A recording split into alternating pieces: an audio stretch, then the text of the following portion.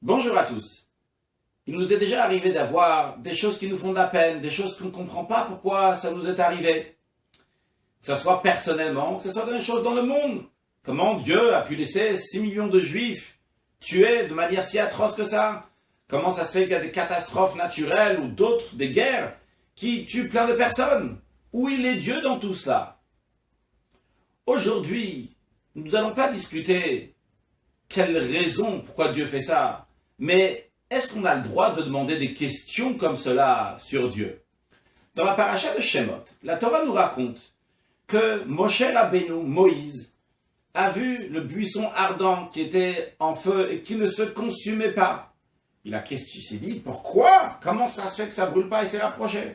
Puis Dieu s'est dévoilé à lui et Dieu lui a dit, Moshe, tu vas délivrer le peuple juif d'Égypte. Moshe a demandé à Dieu, comment moi je puisse délivrer les Juifs d'Égypte? Et il a dit, t'inquiète pas, je vais être avec toi.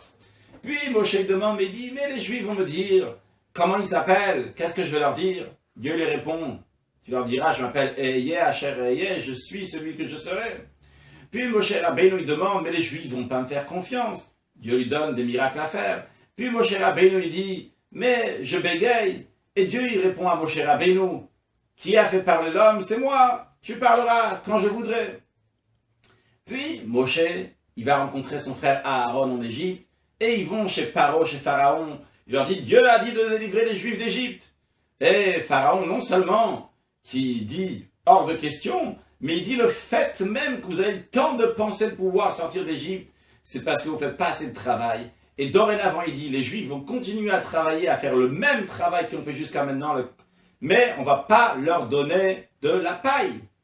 Et là, les Juifs viennent se plaindre chez Moshe et chez Aaron. Qu'est-ce que vous avez fait? Quelle catastrophe! C'était mieux avant. Moshe, il repart chez Dieu, il dit, pourquoi tu as fait du mal à ce peuple? Pourquoi tu m'as envoyé? Qu'est-ce que Dieu lui répond? Tu verras ce que je vais faire à Pharaon. Vous allez finir par sortir d'Égypte. Puis Dieu lui dit quelque chose qu'a priori n'a aucun rapport.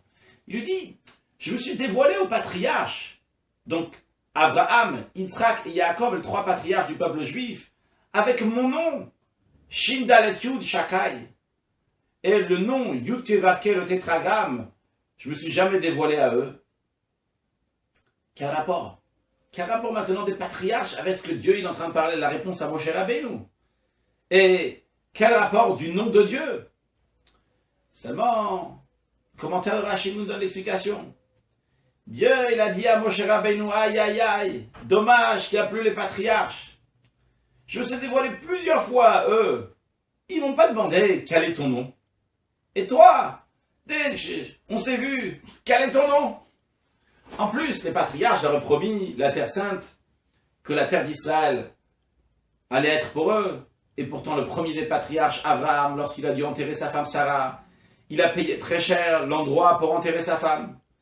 Yitzhak, le deuxième des patriarches, il a creusé des puits et ils ont été volés par d'autres personnes.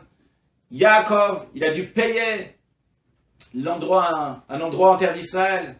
Et les 3 patriarches, ils n'ont pas dit, mais la terre d'Israël nous appartient, Dieu nous l'a donnée. Pourquoi je dois payer? Pourquoi on me prend mes puits? Et toi, tu viens et tu demandes, qu'est-ce qui se passe? Pourquoi ça ne marche pas? Tu demandes des questions sur moi? Alors, il faut demander des questions sur Dieu, il ne faut pas demander des questions sur Dieu. Moshe, il a demandé des questions. Mais Dieu, on a l'impression que Dieu dit, c'est mieux les patriarches, ils n'ont pas demandé des questions. Alors, on a le droit de demander des questions ou pas? Alors, d'un côté, on va dire, Dieu, il dit, il ne faut pas. Mais d'un autre côté, Moshe Rabbeinu, Moïse, c'était le plus parfait de tous les êtres humains, comme ça nous dit Maïmonide. On peut dire qu'il s'est trompé, il s'est mal comporté, il ne savait pas qu'on n'avait pas le droit de demander de questions. Alors, il faut comprendre. Pourquoi les patriarches n'ont pas demandé de questions? Pourquoi Moshe a oui demandé des questions? Et quelle est la réprimande, ou quel est le message que Dieu veut dire à Moshe Rabbeinu? L'explication est la suivante. Les patriarches, Abraham, Yitzhak et Yaakov, représentent les attributs, les sentiments. Abraham, la bonté, comme ça il avait une hospitalité très particulière. Yitzhak, le deuxième des patriarches, la rigueur, comme ça il avait une crainte de Dieu exceptionnelle, comme par exemple le fait que les femmes de son fils Esav faisaient l'idolâtrie, les encens qui sont passés à côté de ses yeux, l'ont aveuglé carrément tellement qu'il ne pouvait pas supporter la fumée d'idolâtrie. Puis Yaakov, le verset dit, Yaakov avait et l'amour de Abraham et la crainte de Yitzhak, ce qu'on appelle l'harmonie. Dans les mots, en hébreu, chesed, gvura et tiferet. C'est les sentiments, bien qu'évidemment, ils se servaient de leur compréhension, mais essentiellement, qui était souligné chez eux, c'était les sentiments. Et vous savez, dans les sentiments, les choses sont plus simples. On voit les choses de manière plus simpliste, avec croyance, sans demander trop de questions.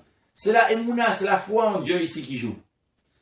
Par contre, Moshe Rabbeinu, sa qualité était particulièrement le cerveau, la compréhension. En effet, Dieu l'a choisi pour donner la Torah, qui a plein de détails, plein d'explications. Et pour cela, il faut comprendre les choses. C'est pour ça qu'il a été choisi. Moshe Rabbeinu réfléchit de manière logique. Et lui, il dit, je ne comprends pas. Dieu, tu m'as envoyé. Il n'y a pas mieux que toi pour envoyer faire une mission.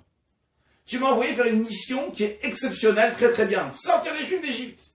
Tu m'as dit que j'étais la meilleure personne pour le faire. Tout est bien. Alors si tout est bien, logiquement, la mission aurait dû réussir. Et pourtant, exactement le contraire. Non seulement que ça n'a pas réussi, ça s'est empiré. Alors il est venu, il a demandé à Dieu. Il n'a pas demandé à Dieu méchamment. Il n'est pas pour dire à Dieu, Dieu tu t'es trompé, qu'est-ce que tu m'as envoyé là-bas faire? C'est pas normal. Il dit, Dieu, tu m'as nommé parce que je comprends les choses et c'est ma qualité. Alors j'essaie de comprendre. S'il te plaît, Dieu, explique-moi pourquoi tu as fait du mal à ce peuple-là, pourquoi ça n'a pas marché. Mais Dieu lui a répondu, il lui a dit, regarde les patriarches. Qu'est-ce que ça veut dire? Il faut pouvoir avoir dans toi-même la compréhension en même temps la foi en Dieu. Pourquoi? La compréhension peut comprendre qu'il y a des choses qui sont au-delà de la compréhension. Va jusqu'à où tu peux comprendre. Mais lorsque tu ne comprends pas, ne t'arrête pas et dis « Ah, il y a quelque chose qui ne va plus ». Même quand tu ne comprends pas, tu dois savoir qu'il y a des choses qui sont au-delà de ta compréhension. Mettre la foi aussi dans ta compréhension. Alors ça, c'est le message aussi pour nous. Il y a des choses qui arrivent dans le monde qu'on ne comprend pas pourquoi ces choses-là arrivent dans le monde. Mais bien qu'on ne comprend pas, on peut comprendre qu'on ne comprend pas. Gardez la foi en Dieu. Tu veux demander des questions, tu as des questions et ça dérange et ça questionne. Tu as le droit de demander ces questions. Mais des questions qui sont comme les questions de Moshe Rabbeinu, qui essaient de comprendre jusqu'à un maximum la compréhension. Mais pas des questions qui sont pour nier Dieu et pour dire que Dieu peut-être il ne va pas exister. Alors que Dieu fasse qu'on n'a toujours que des bonnes choses et qu'on puisse comprendre dans notre cerveau humain que ça vient toujours de Dieu et qu'on a la venue de Mashiach très prochainement. Une excellente journée.